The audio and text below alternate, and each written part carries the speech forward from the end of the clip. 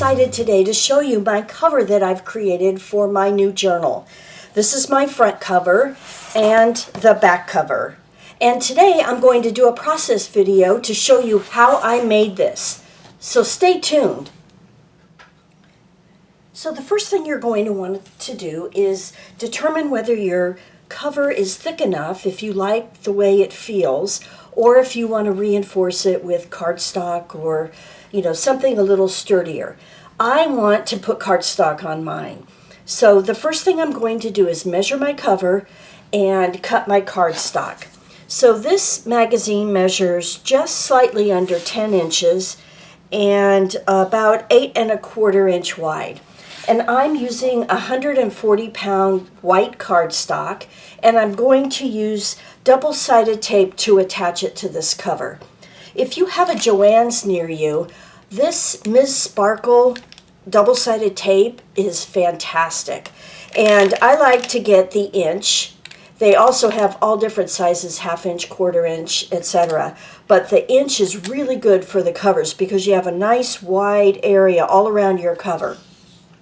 So I've cut my cardstock already, and what I'm going to do, just move this out of the way, is I'm just going to put this double-sided tape on all 4 corners. It's super simple, just lay it down like that. I probably should put a piece of, and if you get a wrinkle like that, don't worry about it, it's fine. This tape is nice because you can just rip it with like a credit card.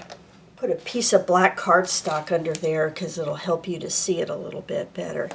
So I end up doing it on all 4 sides, and then I also put a couple of strips down the center just to make sure it's secure. And I also, and I think you've seen me do this before, put glue on here. So I'm going to use this PVA glue. You could use the Aleene's if you want. And once I take off this piece that covers the adhesive, I'll just do it like this all the way around. So let me burnish this, and then I'll be back to put the cover on. So I've taken all of the coverings off of the adhesive, and I'm just going to start putting the glue around the edge. The reason I do this is it gives it even more strength, but more importantly, it gives me a little bit of wiggle room when I lay this down on my cover, because it won't stick right away. If you've used double-sided tape, you know how it sticks. So you can see I've got my pieces down the center here, and then I'm just going to put a little bit of glue down the center on this. Okay, and because I'm left-handed probably, I like to, let's see which side here. Okay, this is going to go this way. I start at the front and I line everything up as best I can. Okay, and then I just roll it down like this. And then you want to really burnish this. So I would again use a credit card, so you push that glue out like that. That's why I put cardstock under there so it won't push out onto my cover, inside cover. Okay, and you really just want to make sure, particularly your edges. Now this is going to be covered up, and you want to let this dry. I found I have better luck if I let this cover dry. So I'm going to let it dry, and then we'll come back and I'll put the actual cover on. While that's drying, let me show you how the cover came together. So I found this image on Pinterest, and I really loved it. I thought it was just so cool, kind of ethereal looking and different than my normal journals. So I wanted to use this, so I brought it into PowerPoint, which is what I use. You could also use Photoshop Elements. And I started to play with it. I realized I wanted something sitting on top of this. And so I found another image, which I don't have the actual image, but I placed it on top of this. So you can see the ghosting here in the back. Right in here is in this. And then I laid the other face over this, which was really the eyes and this part here. And then it was the neck, and part of the body. So I was happy with that. And then I decided that I wanted to have yet another image. And so I found this image and liked that a lot, brought that in and blew it up a little bit, and I came up with this image. So that's what it looks like when it's large, when I blew it up. And I decided I really wanted to use just half a face. So I played with this, and I was going to put the half face over here. And then I realized that I usually there's a piece that I put on the front cover that wraps around to the back, and I didn't want it to interfere with the face. So I cut it in half, and I have this one. And I'm going to probably place it right about there, and this is what I'm going to use on the cover. So I'm going to go ahead and attach this and measure this out so I have my 10 inches by 8 1/4, and I'll apply this directly to my cover. So you can see that I added my piece right here, and I wasn't paying very careful attention, and it's a little bit crooked, but I plan on using washi tape on here and rolling around to the other side, so it'll be fine. I'm not even going to mess with it. I think, I can live with that. And I applied Deco Art Deco Page. And this is kind of the first time I've used it on a big project. I've used it on some smaller ones, and I absolutely love it. I like it way better than Mod Podge. So I'm going to use this, and what I'm going to do is put it directly on this cover, on the white cardstock. So I'm just going to apply it with a foam brush, and I'm going to apply, a liberal amount of it, because I want to make sure this sticks. My cover the cardstock is dry from attaching it to the magazine front. And I have to tell you guys, I am having so much fun working in this magazine journal. I can't wait to share it with you. And this is the first time I think I've actually had a cover come together so quickly. I usually work in my journal a little bit before I actually do a cover, but this one I found really quickly.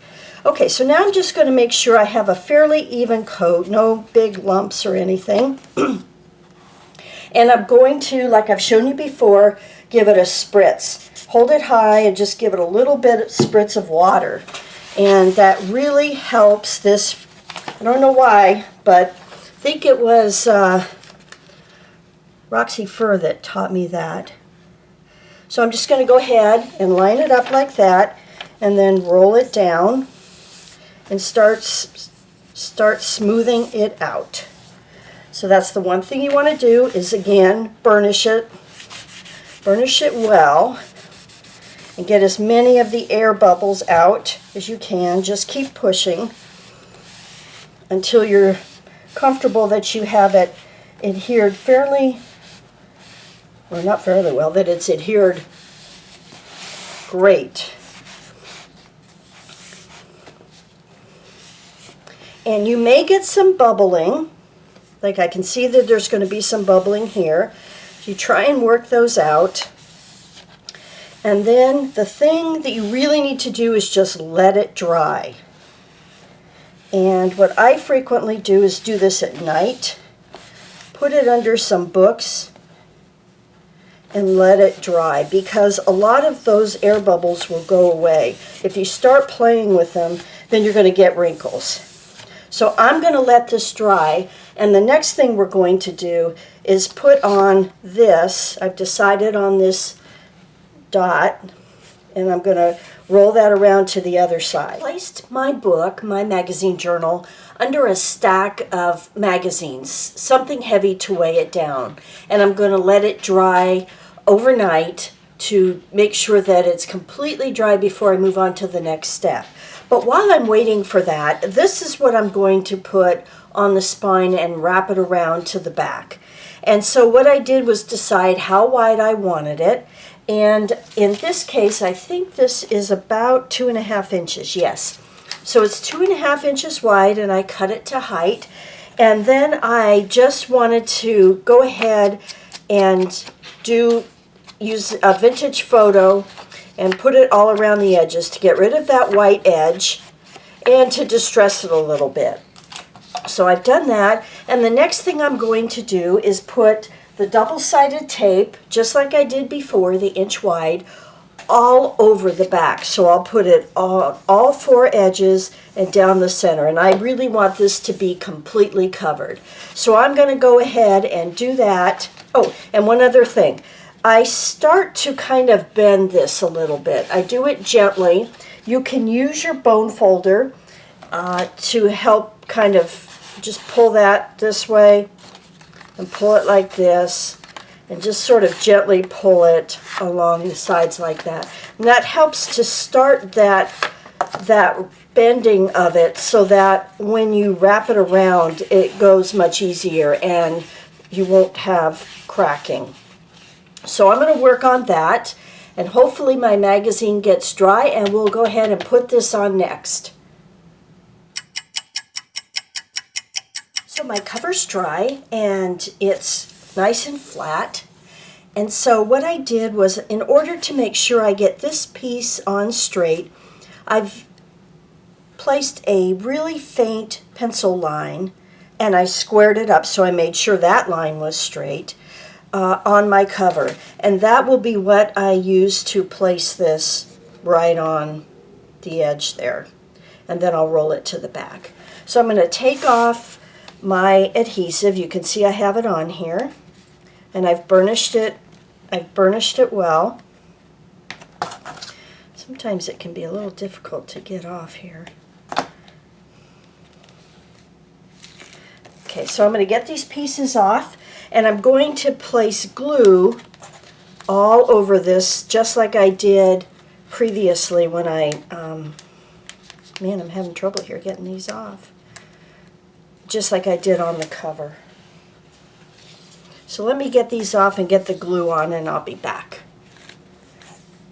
Okay, I've got my glue on my piece, and one thing I wanted to just let you know, if for some reason your double-sided tape is hanging over the edge, just roll it to the back. Don't worry about cutting it, just roll it, because you might have little pieces that hang over. Okay, so now I'm going to apply this, and this is the part where I hold my breath every single time. It's very nerve-wracking for me because it could go wrong. You only have really one shot.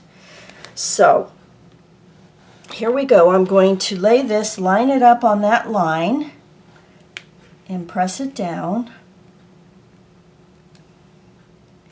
So I've got it nice and straight, and I've got to press it down like this, and then I flip it over and I pull to the back, and you just hope it all lines up, and it is. Excellent. So I just kind of work this now and make sure that it's got good adhesion. And this is where you can use your bone folder and just really work on that crease. And do not open this up until it is dry, because you don't want that spine to crack open here. You really want to have good adhesion. And once again, I'm going to place this, and I've got some glue coming out, which is a good thing. That means I've got plenty of glue on there.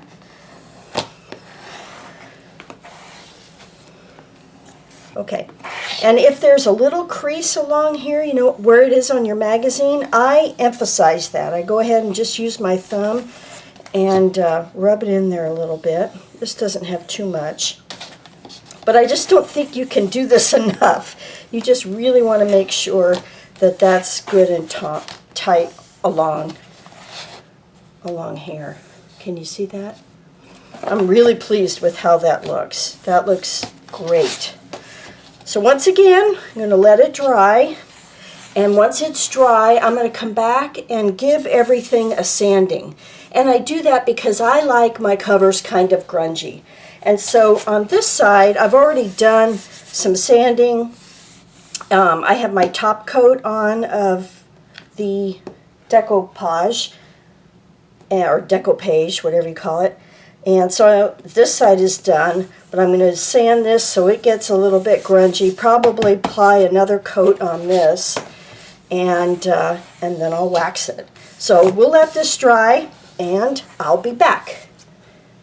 So while I'm waiting for this to really dry, and I've burnished it very well, mostly using this, I know I want to add a couple of things. These are Tim Holtz rub-ons, and I was thinking about putting that observations right up here, and maybe using the journal right down in here somewhere. So I think that's what I'm going to do while I'm waiting. So I'll go ahead and just cut those out and apply those. And after that, I think I'll be ready to apply the top coat with the, or do a sanding and then do the decoupage medium over that. So let me get these applied. These are just plain old rub-ons. They're very easy to put on. And like I said, I think I'm going to put that right about there. And if you haven't tried rub-ons, they're really fun. Just rub them on. You can use a popsicle stick that generally comes with them, or the back, anything that you can burnish it down with. I like the way you sort of just grab the edge, and I pull gently to make sure that they're coming off, and if they aren't, just rub it down right in that area. I'm sort of doing this, I need to turn it this way for me so I can see, but see how that just comes off like that? And then turn this piece of paper, turn it over and lay it right on there and rub it, and that's supposed to help it even adhere more. And we'll go ahead and cut this journal out, and then I'll be back and we'll do a quick sanding. One of the things that's really important about making sure your cover is completely dry is if you're going to sand it, you want it to be dry. Otherwise, it could rip. Now, I'm using 180 grit sandpaper that is well used. So it's no longer 180 grit, but it's very well used. And I am just going to lightly sand, being careful not to apply too much pressure. And I'm going to go right along here because there is an edge here that this is a little bit heavier cardstock than the paper. So I've got an edge. So when I sand that, it'll help bring that all to one. It'll make it feel more like one piece. And I normally put like washi tape over this, but in this case I don't want to. So again, and I'm going to kill the sound here a little bit so you don't have to hear the sandpaper.